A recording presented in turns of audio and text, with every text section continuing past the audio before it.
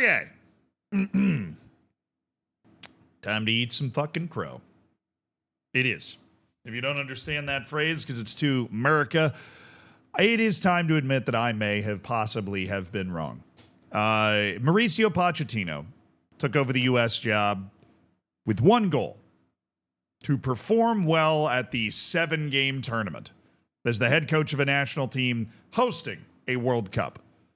And when that is your one goal, you basically are able to do anything in the support of that one goal, which would mean you write everything you're doing is in service of getting your best team on the field at that World Cup. Everything is in service of it.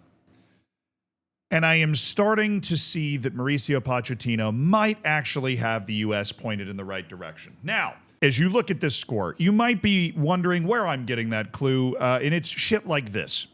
And this is not the only result the U.S. has gotten in this vein.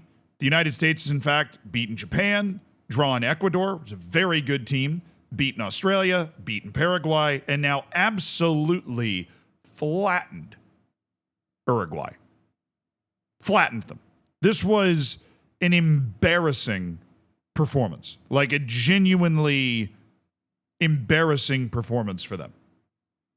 You see the red card there. They were down 4-1 when they got that red card. And then, of course, we scored 4 minutes later. It was 4-0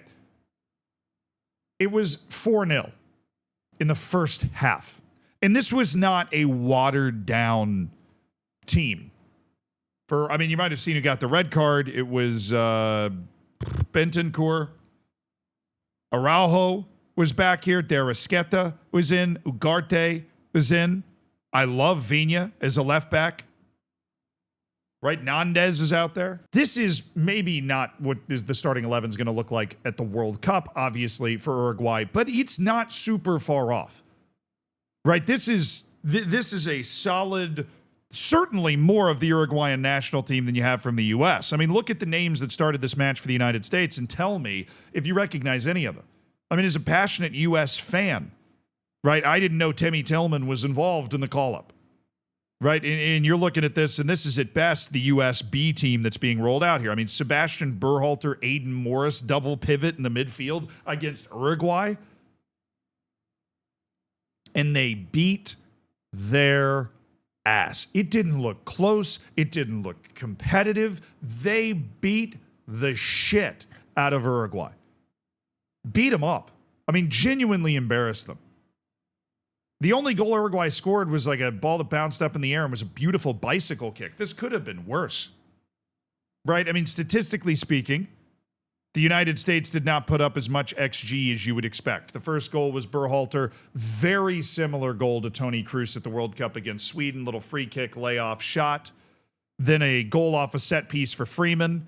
And then a beautiful dribble move by Alex Freeman, a 21-year-old MLS player who just tied Araujo in a knot, like the center back for Barcelona, put him in a pretzel, and just put the ball in the back of the net. And then Luna scored on a ball that was kind of bouncing around the box. But it was just, the United States was cutting through Uruguay like a hot knife through butter. It was weird to watch.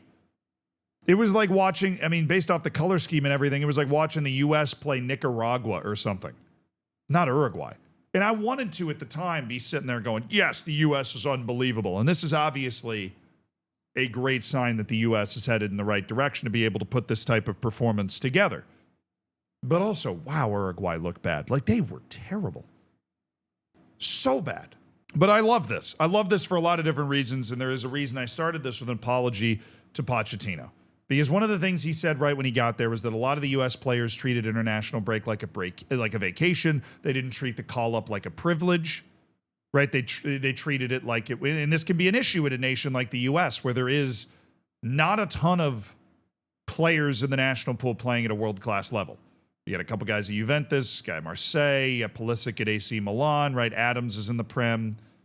Anthony Robinson, Chris Richards are in the Prem, right? But there isn't a second cut of guys that are playing at that level that can really on paper push them for their jobs. So it's understandable that those guys getting called into the national team was like a foregone conclusion. It was a birthright. They're taking it easy. There wasn't an intensity, a desire to represent the badge. And to be honest, that was one of the United States' greatest weapons at the World Cup. The United States had dogs. The United States played it just in that way where we're like, oh, you're not going to out-talent you. We're definitely not going to win the possession battle, but we had a chance to win anyways. I mean, the U.S. got out of the group of death at the 2014 World Cup with Clint Dempsey in a dream. Kyle Beckerman was playing it. Matt Beasler was a starting center back in that. Sporting Kansas City legend. Julian Green, who was in the third division, he was like a reserve player for Bayern Munich, was on that team. Right, but there was that hunger. We had dogs. They got after it. And Mauricio Pochettino, with his rotated call-ups and everything, he's finding the dogs. He's finding Alex Freeman. He's finding Timmy Tillman, who laid one of the tackles I've ever seen. It would set up Freeman's goal, by the way. I need to find that. Look at this tackle.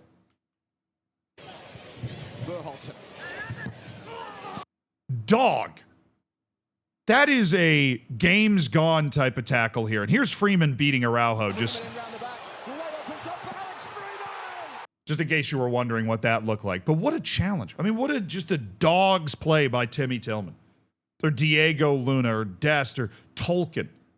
Right, taking a break from writing Lord of the Rings knockoffs to come on over from Germany to just pop up. And these guys are young too, right? Berhalter, 24. Morris is 24. Luna's 22. Freeman's 21. Tolkien's like 22 or 23. He is rotating through the national pool. He's called up like over 70 players over the last calendar year, and he is finding guys. And he is making the top guys realize that there will be players that will push him or push them for their spots. He is introducing parity into the national team. He's finding his system. He's finding the guys that he wants to play, and he's finding the way to make them play. He's finding the right buttons to push to get these types of performances out of his players. And even then, he was upset. He was like, well, the Uruguay goal, we switched off. We got to make sure that we don't switch off. That was his halftime press conference, up 4-1 against Uruguay with the United States. I mean, the U.S., we're 14th in the world. But we are not a team that wins blowout matches against a team like Uruguay. Especially not when we don't have Pulisic, McKinney, Balogun, Temi Weah. Right, when those, Anthony Robinson, when those guys aren't out on the field, we're not supposed to be able to do this. But we did. And that's just a reflection that Mauricio Pochettino might actually be a great national coach. And that those early bad results that I looked at as a sign that it just wasn't working had not ruined his process. He was able to maintain the process he wanted to go through to get to that World Cup peak through the adversity, which is very impressive because there was a lot of noise. There was a lot of noise around the national team and how bad and depressing they were. I'm believing. Damn it, I am believing again. That's kind of the end result. Is I'm sitting here and I'm believing. Well, that in the fact that Bielsa kind of ended up eating a lot of crook. Because you forget who the manager of Uruguay is. It's Marcelo Bielsa. The head coach Bielsa reportedly told one of his players that playing in MLS makes players lazy and that they must play elsewhere to make his squads. Of course, this team was composed of nearly primarily MLS players in the starting 11, which is hilarious. Particularly guys like Alex Freeman and Sebastian Berhalter. Yes, that is Greg Berhalter's son, and yes, he is good enough to be in the national team anyways. They put down the best match ratings. Those are MLS All-Star type dudes. I get what Bielsa's saying, in that there is no pro rel, so maybe that makes you lazy. It's a nice cushy league to be in. But I do feel like Bielsa's shtick, as much as he is a great manager, kind of runs dry at a certain point in the same way that Jose Mourinho's does, where he has these hot takes and then ends up kind of taking a face full of them. He said after the game, there's no way the best Uruguayan players should be losing a match versus the second squad of the United States. He goes on to say the loss is on him. I don't know what to tell you, man. The best Uruguayan players just got a fistful of the USB team. And it's such a ridiculous score that your brain just begs you to throw it out, because if you have to process this as a serious judgment of where Uruguay's A team is and the US B team is, then the United States might actually be back. And by back, I mean back to where we were in, I don't even know when. 2014, getting out of the group of death. 2022, making the knockouts again. 2010, making the knockouts. Like, when the U.S. might be headed to some peak it's never even seen before. Now, you do not want to say that after a result in a friendly, but if we were headed in that direction, it would look like this. Pochettino's found something.